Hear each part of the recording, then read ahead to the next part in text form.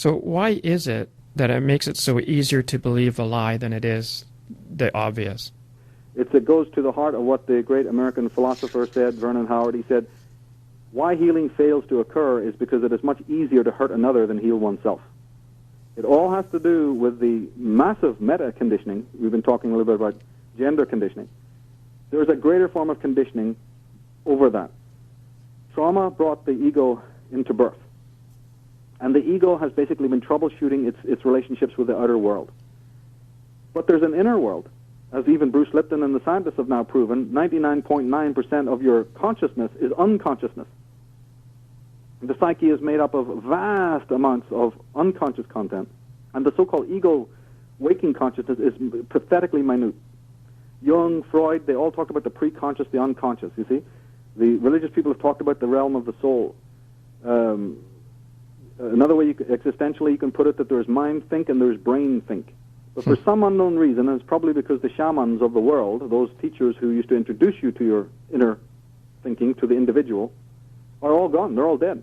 So we live in a world now which is highly extrovert in nature, in which we're always outer directed, and we're waiting for the stimulus of the world to turn us on. But that is a paltry kind of existence. The real existence is to work with uniqueness, to find out that you are a self, that you are unique under the stars, there's only one of you, and that you must become fully conscious of the miracle of your own selfhood, right from the sensual level all the way up to the causal level and into the spiritual level. To become fully aware of that. Now, that doesn't mean fully aware of your ego's brilliance, which is, what most people are doing. That's a form of narcissism, where you're so enraptured by your own so-called ego, ability. It's like a child is fixated with one toy.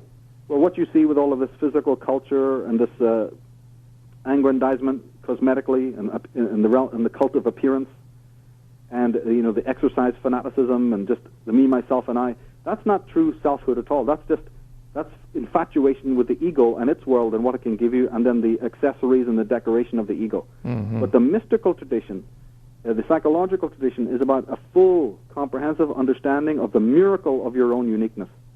But that is the very thing that is erased and prevented from the moment that we enter into this world. And the parents are responsible, even if they're not aware of it, and the teachers certainly are, so we have a culture in which you're not able to investigate your selfhood. You're not able to find out how absolutely unique you are. In fact, your uniqueness is something that is, ironed out. Yeah. And we have people now living on the periphery of being. They're not even close to their own authentic inner voice. God, no. And this is a critical problem for our age. 2007 is really the beginning to get to 2012, really. Yeah, it's a countdown. It's been a countdown that's been going on since 1999 if you go by the Maya calendar. Yeah. But even if the Mayan calendar's on or it's off a little bit, it really doesn't matter, because this is all to do with the end of the age of Pisces. We're in the final degrees of the age of Pisces according to the Western astrological system. Yeah. And that's just sort of an equivalent to what the Maya were saying, that around about 2012, they're talking about a major countdown where their age ends. And I believe it's the age of the human being that ends. I don't believe that most people on this planet are human. They don't operate in a human way. To operate in a human way is easy to understand. Aristotle, the Greeks, have written volumes on it. And it simply means to be a virtuous person, a moral person. Morality, virtue is not just quite morality. There's a bit of an understanding here. Virtue, morality, is not just a person doing good deeds. Because even a criminal can do that. Even a serial killer can operate, in his daily life doing good, like when he's at his job, you see. So everybody can do this performance, which we call, being non-criminal or being, being a good citizen. Yeah, good citizen, whatever. That's not morality. That is not what the Greeks were talking about with virtue. Virtue is a condition, an inherent condition of the soul that I believe is very much connected with a person's experience, a person's own depth. It's like we were saying, we're dragged from that place. We're not even able to get in touch with this inner place. Virtue is not just the performance of, good deeds in order to get some ego-gratifying return. It is a absolute embodied condition of the self. And this is what distinguishes human beings from one to the other.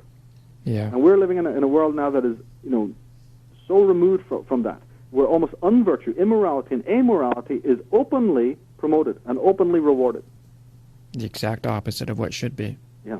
Yeah. So I believe that the human race is on its way out. If you define human, I mean, you may be still walking around on the streets of the world after 2012, but that's meaningless. If you don't have a conscience inside, if you're walking dead. And I got to tell you that when I walk around in the world right now, I think I'm amongst the walking dead. As Ditto. horrible as it is to say. Yeah, ditto. We're not in the Victorian age when there was an immense sense of virtue and morality in people. Not cultivated. Of course, you always have the people who cultivated it. But it was in people. That's what produced those wonderful Pre-Raphaelite paintings. That's what produced the incredible poetry, you see, from Shelley and Byron and Hardy and Tennyson and all of this. There was an enormous sense still within people, even just 100 years ago. I hear this question all the time. Why don't we have any more Mozarts or Shakespeare's or... Yeah, well, you can't have those people because their creativity is an epiphenomena, a symptom of a deep and abiding selfhood, a very deep interior life, a sense of introversion, a connection to the true voice, and it's also an extension of these people's morality and true humanity, not as a political concept, not as some cozy campus, jive that you've learned, parroted, like good for all and humanity for all. Instantly in the 60s, they were all running around screaming about injustice for, Vietnam, and then it cools down, and there's people go right back to the beast. Yeah, Isn't there enough injustice in America, long before the time of the Vietnam War, that people should have been going absolutely berserk about? I'm not complaining that they stood up, but that was an important idiom, an important moment in history, sure. But you're going to tell me what about the Native American Indians? Wasn't that another Holocaust in America, that the people should have been standing up every campus? You bet.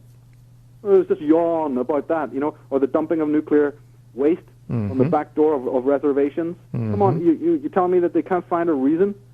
There's even ordinary people in America starving all over the major cities. Incredible injustices is being done on a corporate level, and nobody even doing barely anything about that.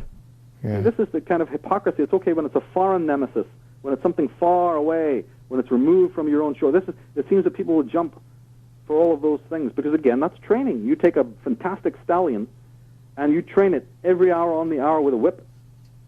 From morning till night, it is going to do the most dumbest tricks